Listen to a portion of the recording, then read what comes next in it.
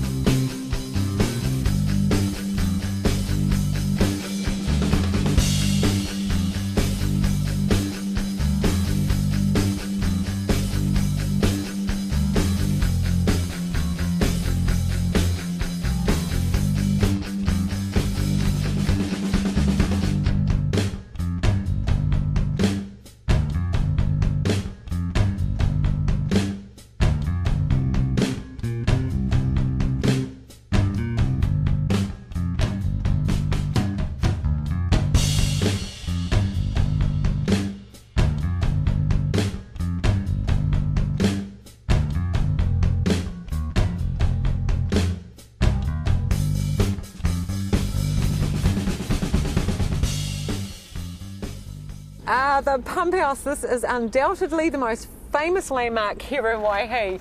Murray, welcome to the show. Now everybody, Murray is from Waihi Gold Mine Tours.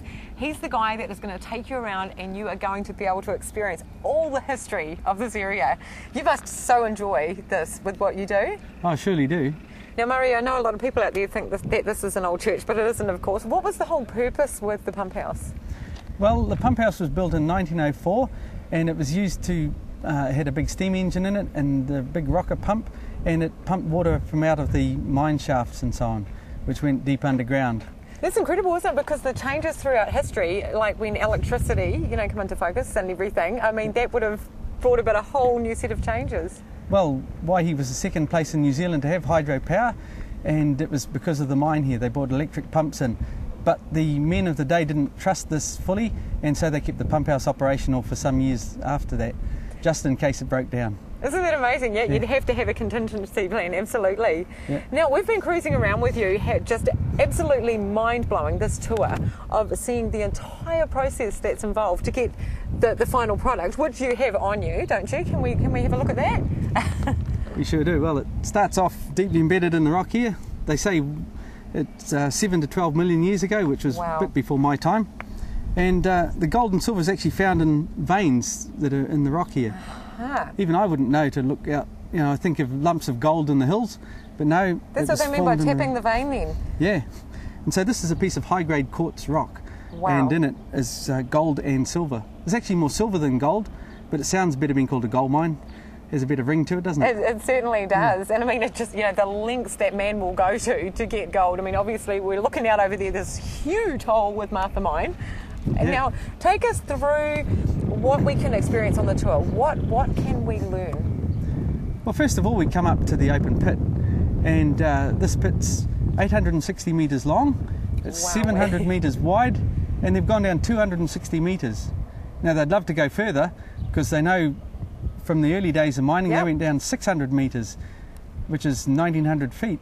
And there's still lots of gold there. But because it's an open cast mine, they have to go down with the benches, and that they get down to that 260 metre point, and they can't go any further unless they start again at the top and go wider. But they can't do that because we're surrounded by the main street and residential area, so they're confined to this area. So in terms of getting the gold separated and everything, you were showing me some round steel balls before. What's the process there? Well, once it's brought up from here and goes on the conveyor belt out to the mill and processing plant, it goes through a grinding process, and they have first of all the sag mill, which is a semi-autogenous grinder that crushes the rock with big steel balls. Every 4 to 6 hours they put a ton of those in, so there's a lot of steel goes in, and it pounds the rock, and the rock crushes them, and you get after a period of time, the little balls that are all misshaped is spit out. Then it goes into a ball mill which has little balls in it, again pounds it to as fine as flour. Then it goes through a series of different tanks, like leach tanks which have cyanide in it, dissolves the gold and silver, then some carbon is added, and it takes the gold and silver to another process, and eventually you end up where the powder's dried and it goes into the crucible, which is the big furnace. It's just such an outstanding process. I mean, it's just incredible. And the thing that I just love so much is the fact that, like you've expressed today, I mean, so much of this goes back into the community. And this is, you know, I mean, it helps look after everybody. It's all about community working together here too, isn't it? Oh, definitely. Yep. Yes, out of a population of about 4,500, you're looking at about 350 directly employed, and then there's lots more that, like myself as a tour guide, I don't work for Newmont itself, but I work for Vision Waihi Trust, and we show people around Waihi all the time. That is just brilliant stuff, and that is just gold in itself as well. Thank you so much for taking the time to talk with us today, Murray, and we so much enjoyed that tour. It's been lovely to meet you. People wanting to find out more and wanting to go on these tours, how can they contact you? Well, there's bookings at Waihi. Our local booking desk here, they do the Waihi Gold Mine tours, and also you can phone in, or if you're passing through, you can stop off at the information desk and they'll point you in the right direction. Great stuff. Thank you so much for talking with us. Thank you. This is all just such fascinating stuff. So there you go. Now's your chance to actually go on one of these gold mine tours and find out for yourself. Find out how this amazing gold comes from here. Just incredible. Now, why don't you guys check out what great events are coming up here in the Waihi area. I've got to go and find my friend on the motorbike, and I'll see you guys back after the break. Get ready for the Waihi Summer Festival 2011 between Saturday, January the 8th and Sunday the 16th. You can head on down there to the Waihi Memorial Hall on 7th Street. Check out the Martha Market every third Saturday of the month between 8:30 a.m. and 1 p.m. The Karangahaki Craft Market Day is on each Sunday from 11 a.m. through till 3 p.m. On the last Sunday of each month between 9 a.m. and 1 p.m, pop on down to the Waikino Market Day at the Waikino Hall. For more information, you can contact 07 863 6050. If you have an event that you would like to have promoted on the show, you can give us a call at the station on 078888 5030 or send an email to destinationscentral@tvmg.co.nz. Hotspots was proudly brought to you by United Video in Matamata.